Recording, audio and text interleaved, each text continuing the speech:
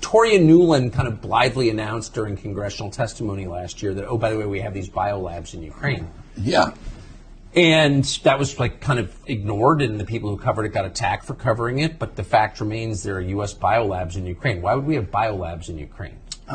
We have biolabs in Ukraine because we're developing bioweapons. And, and those bioweapons are using all kinds of new synthetic biology and CRISPR technology and genetic engineering techniques that were not available to previous generation. And they can make frightening stuff. What happened was, when we walked away from, when the Patriot Act reopened the bioweapons arms race in 2001, the Pentagon began putting a lot of money into bioweapons, but they were nervous at that time because if you violate the Geneva Convention, it's a hanging offense. And they weren't sure that provision in the Patriot Act would actually hold up as a loophole to treaties that had been ratified by Congress. So they were nervous about actually going full force into bioweapons development. So they transferred the authority for biosecurity to one agency in the HHS called the National Institute for Infectious and Allergic Diseases, run by Anthony Fauci. So Anthony Fauci got all the responsibility for bioweapons development. He got, at that time, a 68% raise from the Pentagon in order to do that work.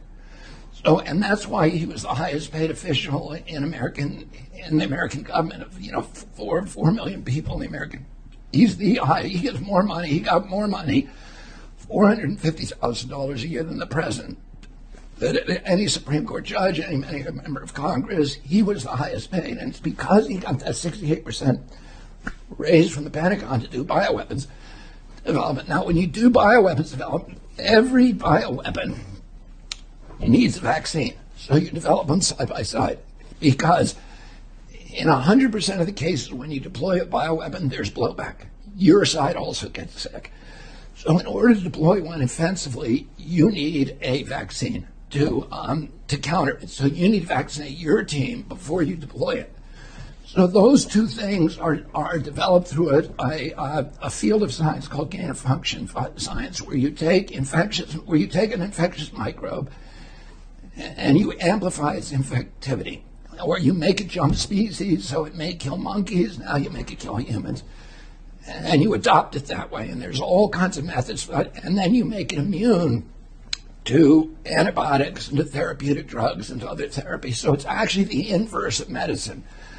For 2,800 years since Hippocrates, doctors have been trying to figure out how to make microbes less infectious and less deadly and develop antibiotics and therapeutics to do that. Well, the guys who are involved in this, there's 36,000 what are called life scientists, but they're actually death scientists, who are now employed full-time in developing microbes that can be used to kill people.